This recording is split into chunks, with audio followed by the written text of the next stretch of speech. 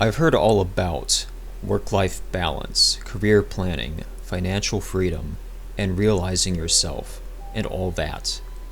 But 2 years into whatever I'm doing here, having quit my job to chase after a dream of making a great video game, poured months into self-learning all kinds of disciplines, and made and then deleted code and content over and over again, I'm still struggling to understand what it takes to make progress in something without also making yourself a slave.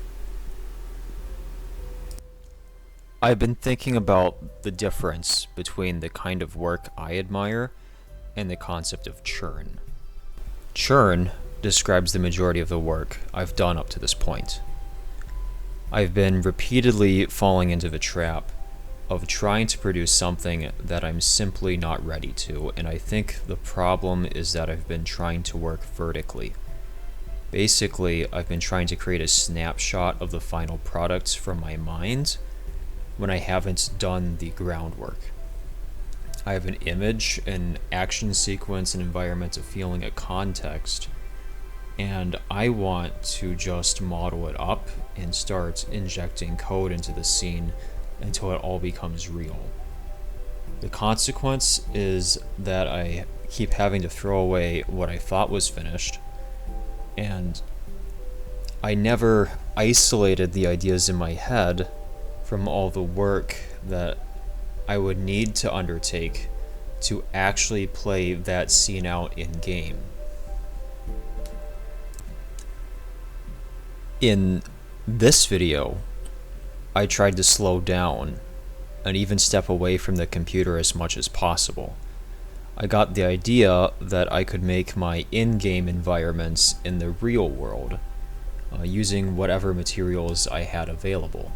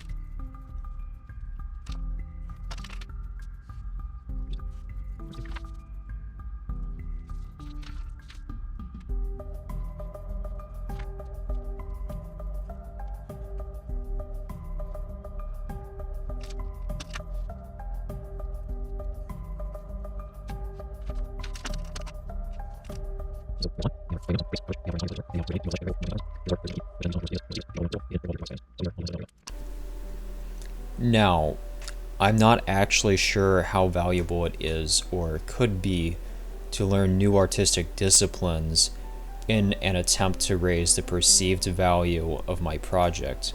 However, I did notice something important about my work. Just the act of switching up mediums and making something again through fresh eyes seems to really help that part of the project mature. A vague napkin sketch of an encounter is nothing. A blockout based on the sketch still isn't content, but a perspective drawing can take a blockout and start to turn it into a scene. And a 3D model of that scene begins to feel like a place. Or a summary of an idea for a level and another napkin sketch isn't anything real, but when you have storyboards and characters and scenes, that begins to feel like evidence, at least to me, that I'm making something. Now, I'm not familiar with miniature making materials like foam board or polymer clay, but I have a 3D printer. So I set out to design a system to block out 3D spaces, kind of like big Legos.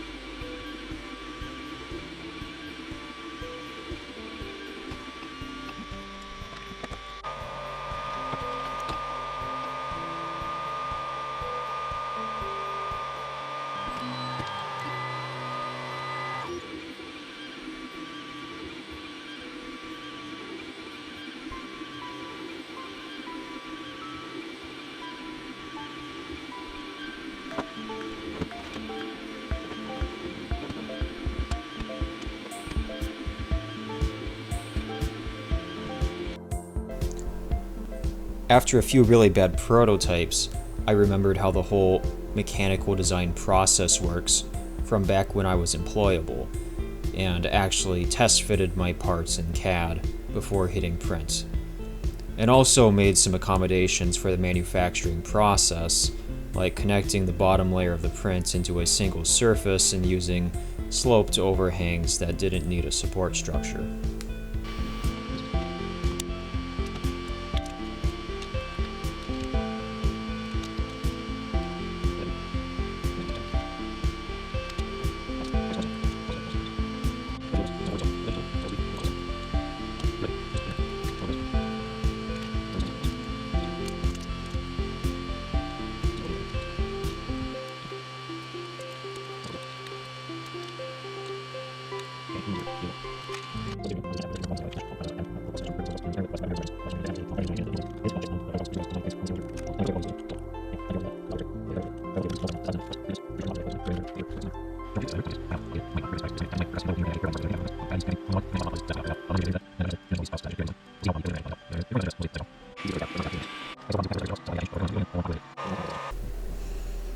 Eventually, I ended up with the tiling base piece that I wanted, but then I realized something.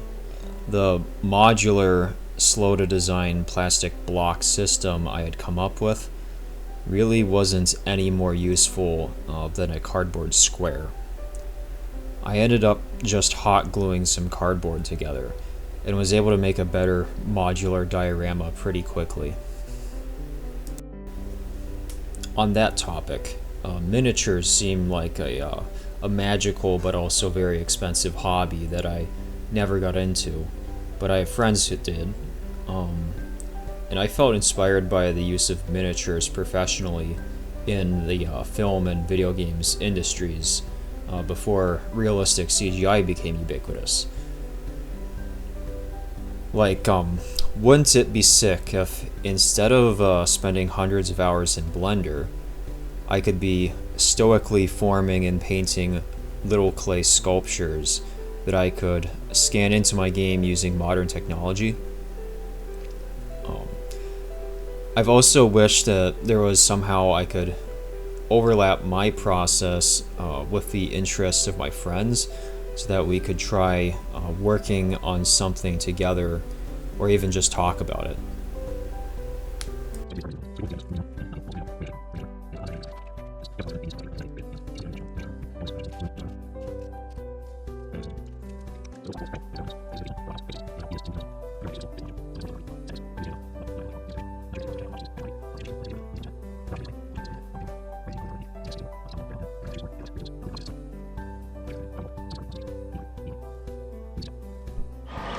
Unrelated note, finally got Windows 98 working again.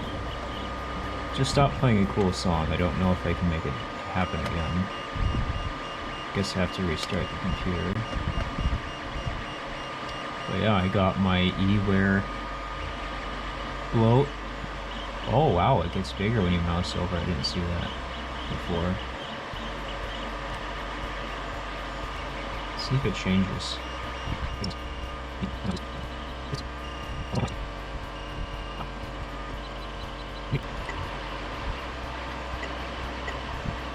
Snappy. There's a cool video player. Oh yeah. Look at that. Yeah.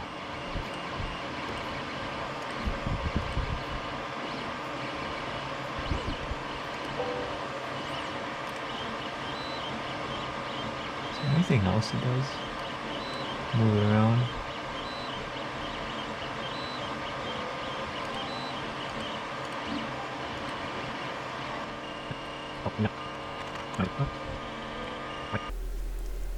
The kind of work I admire is meticulous and consistent. That's the image I have in my mind of every great artist and every great inventor of things. I finally came up with a new idea that I could commit to working towards every day. It's something I've named the hour of the game, It is a system to capture a moment from my mind and make it into something official. There are 3 components to each hour. I make a short storyboard of a scene or interaction. I make a color sketch of the environment, and last, I use the opposite side of the page to make a large color sketch, probably of a character. I'm calling it an hour of the game because I'm committed to spending an hour on this every day. I've been at this for over a week now, and I typically spend longer than that, but I'm always done with it by lunchtime. This isn't a starting point, it's my next step in my project. I'm able to take this step because I already have the unorganized notes and napkin sketches all over to work from.